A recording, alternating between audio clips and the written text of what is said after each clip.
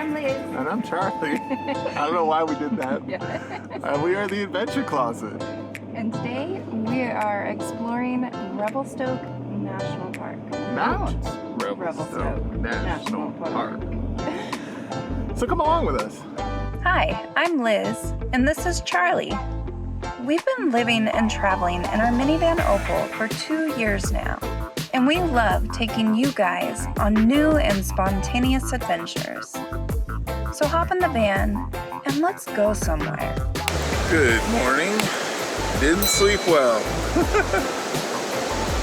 I had a dream that somebody was moving furniture above us all night.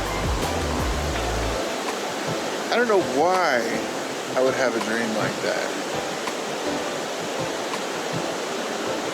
Maybe it could be the cars driving above us all night. Who knows? Just a little breakfast before we hit the road. And coffee.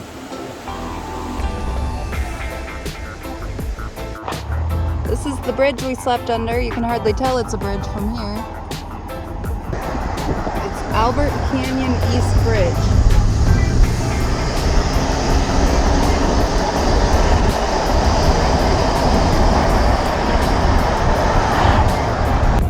So that was Albert Canyon East Bridge we stayed under. And this here is the paid camping next door where it's $53 a night with hookups? Yeah, $53 a night with hookups, and we later found out that you have to pay extra to go to the hot spring, and it's actually an extra $15 if you want to do the hot spring, and the hot spring is plumbed from really far away, like several miles away, so I have a feeling they probably reheat the water, so it might be hot spring water, but not a natural heat. So, you know, if you're a purist about hot springs, you can sleep under a bridge for free instead. Yeah. Which, tell us guys, which would you choose? Sleeping under the bridge for free or having the hot spring? Actually, yeah, $73 with a hot spring. Yeah. On our way to a cool adventure. On our way to a cool adventure. It's Liz and Charlie with the Adventure Closet. Today's the day that we do an adventure that's gonna blow you away. Every day we do an adventure to blow you away.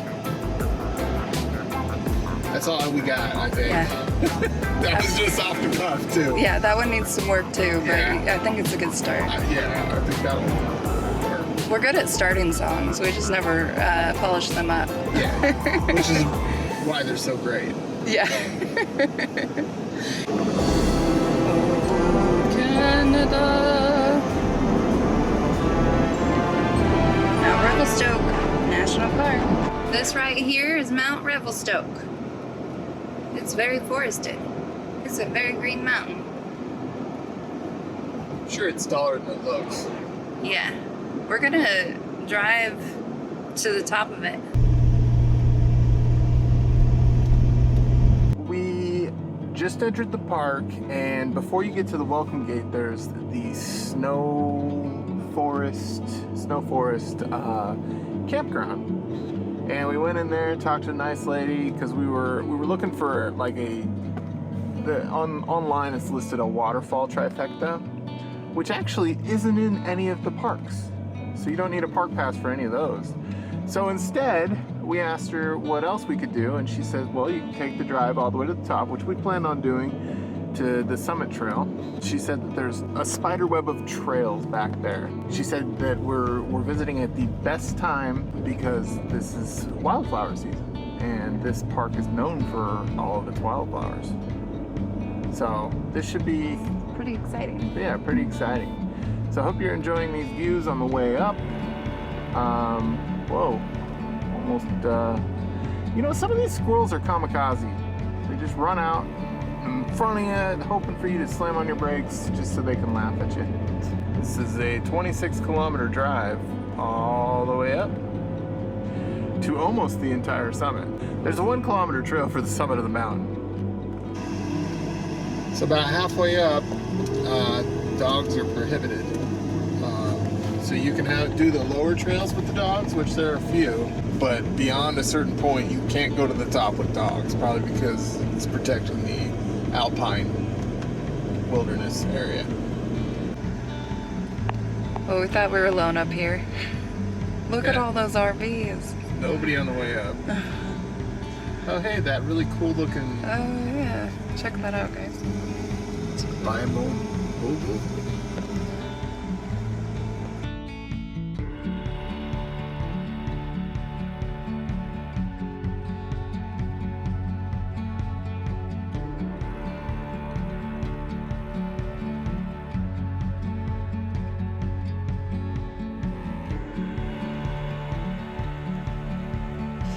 This beautiful tarn right here.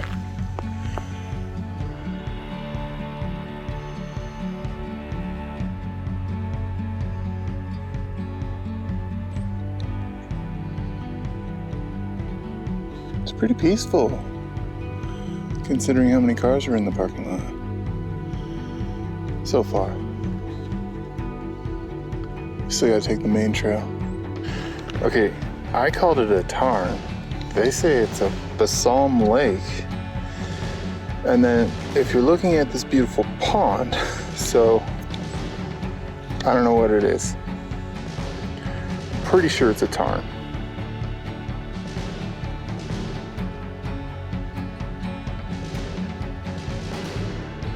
But could be a pond. Right out the gate, we're finding some wildflowers. We've got a paintbrush.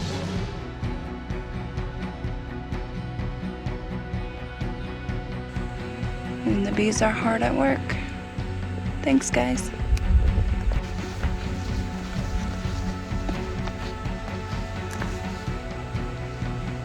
Look at that. That's weird. It grew kind of funny.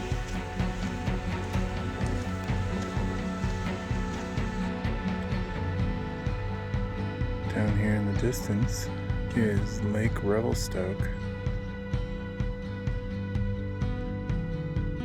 It's quite a view right here. And we're just getting started. So this is the end of a little 500-meter trail. Completely paved the entire way. There's a series of trails here that I think we're just kind of going to weave around, and there's a fire lookout we want to check out.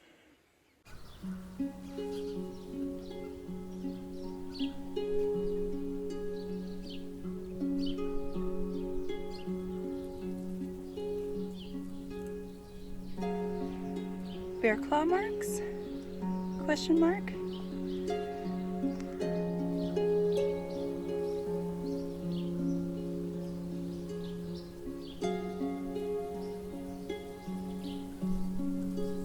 So we're on the trail summit, or the summit trail, and it's a 1 kilometer hike to the top. It's pretty steep, not too bad, moderately steep,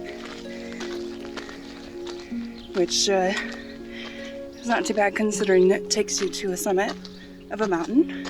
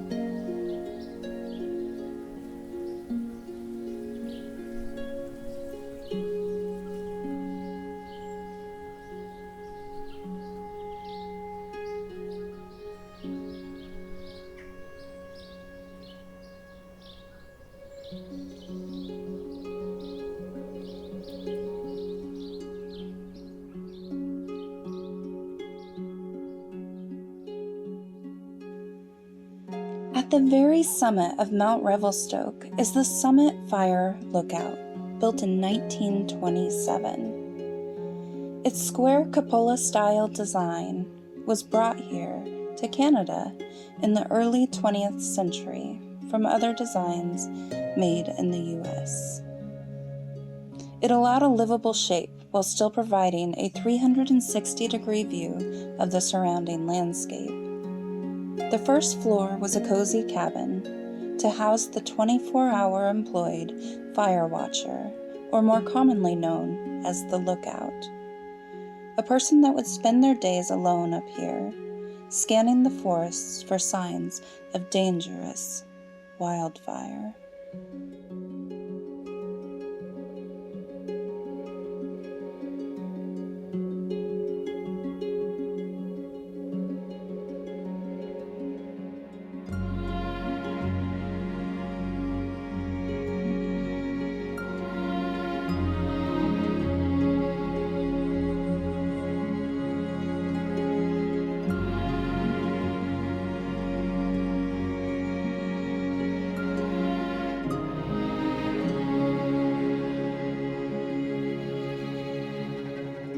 When one was spotted, they would utilize this tool, called a fire finder, to determine the location of the fire so that authorities could be notified right away.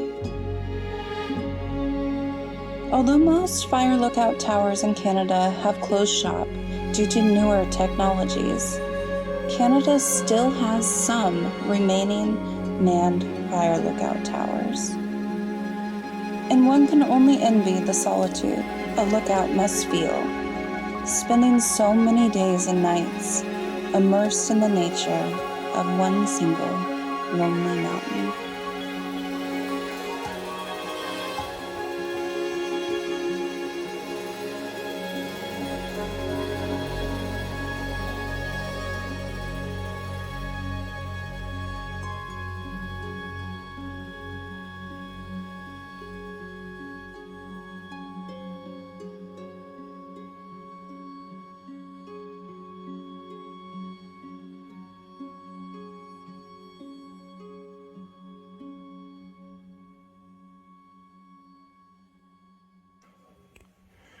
Why do they still have unnamed peaks?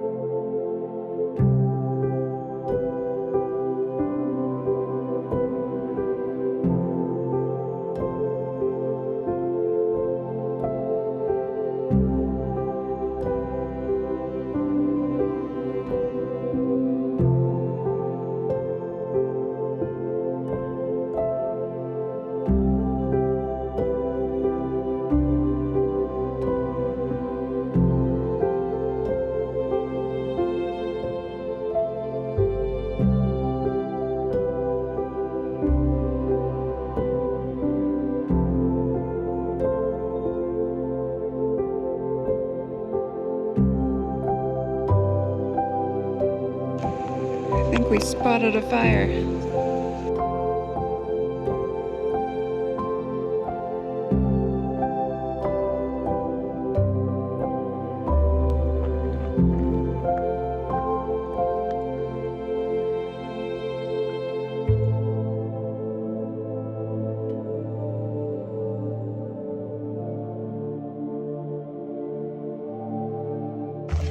This park is just a bunch of trails interweaved at the top of Mount Revelstoke, and they all kind of mesh together. Right now we're on a trail called Cuckoo Sint, which means the man who looks at stars in the indigenous people's language of the area, and it's named that after Mr. Thompson. I think it was David Thompson, who would survey the land with his sextant, his spotting scope, basically. So they called him the man who looks at stars, which is kind of cool. But beautiful area, lots of wildflowers, and lots of nice views. Unfortunately, we're here on a Friday, so there's lots of people too, and lots of mosquitoes, as you saw me swatting away. But still a beautiful place. Not as crowded as like Yellowstone, or not even as crowded as Yoho National Park, which is right next to Banff in Canada. Which, if you didn't see those videos, those were nice.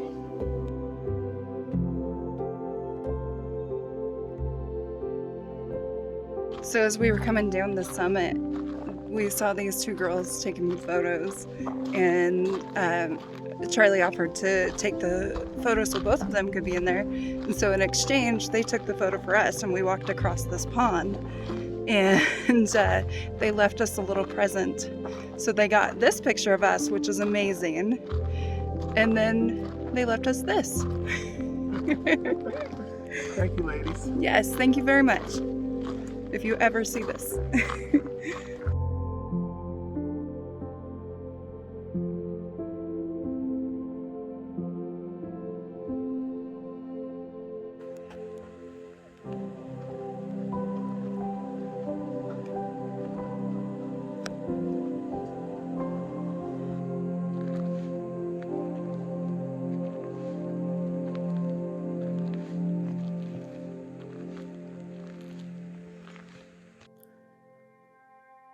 Follow along with us as we trace the footsteps of the first people that traveled this beautiful mountain.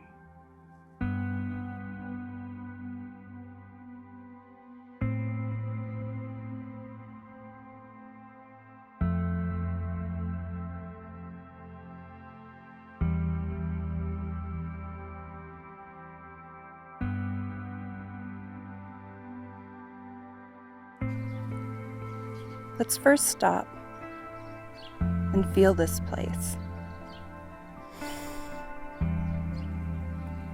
Smell the air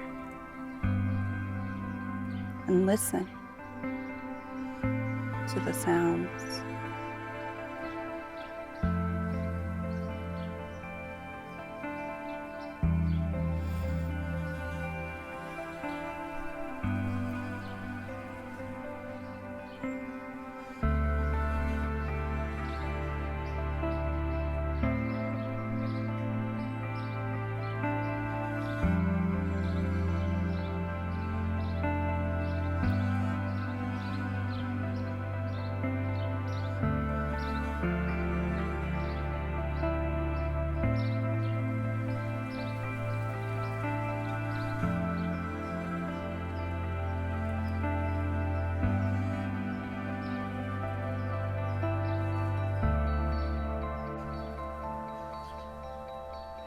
Facing the morning sun, the Okanagan people thank the Creator for this land.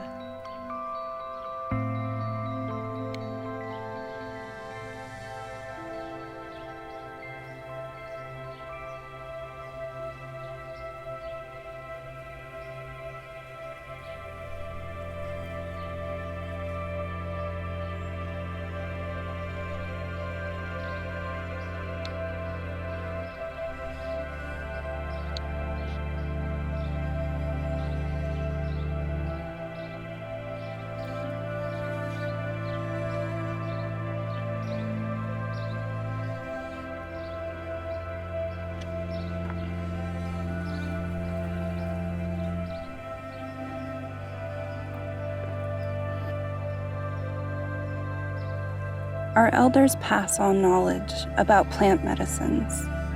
The yellow mountain arnica would be mixed with birch and mint to make cream for burns and blisters.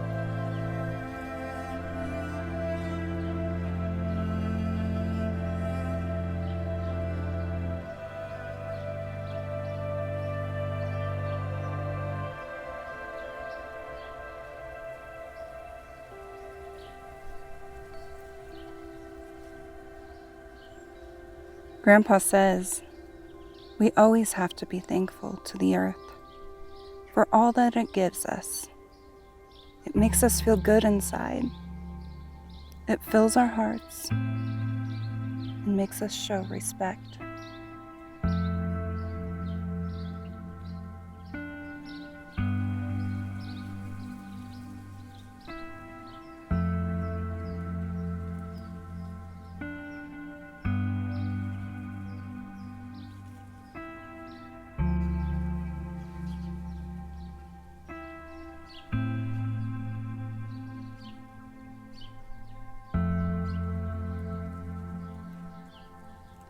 The sun, the leaves on the trees, and the blooming plants tell you what season it is. Grandpa always told us that when the fireweed stopped blooming, summer was over.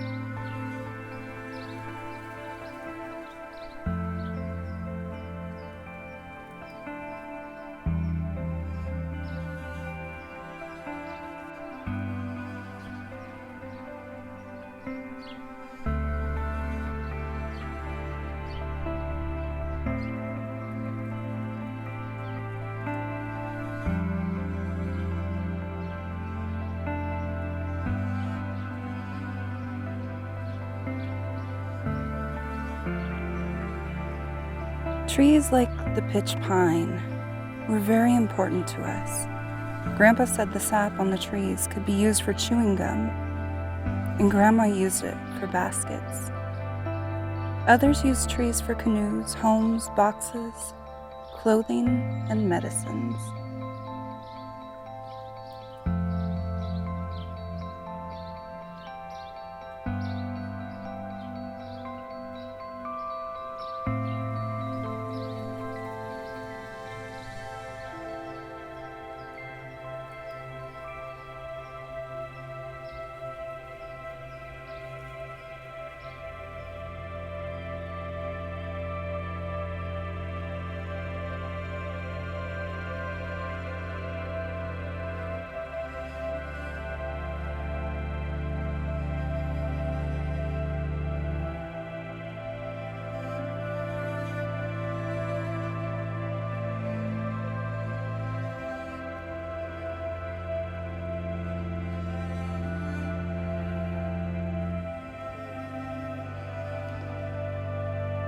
Sometimes we pounded dry berries with meat and grease and ate them as a jerky in the winter.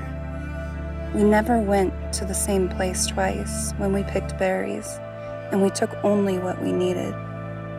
This is how we practiced conservation.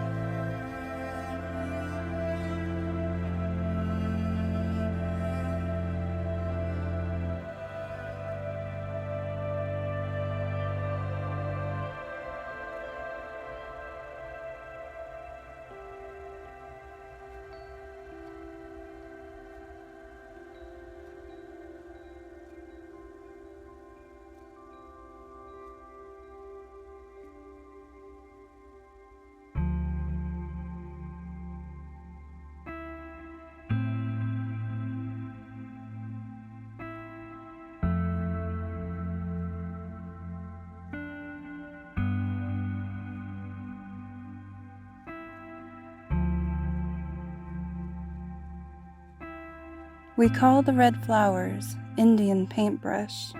Grandpa always said, wherever the paintbrush is, our people have been there. It represents our life on the land and was named after our people.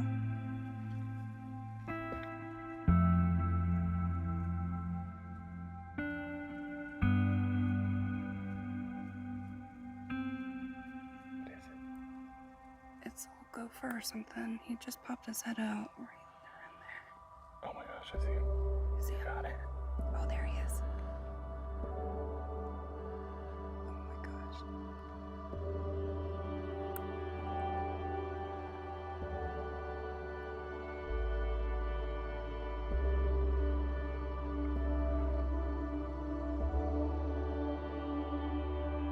Well, that was fun. That was so much fun.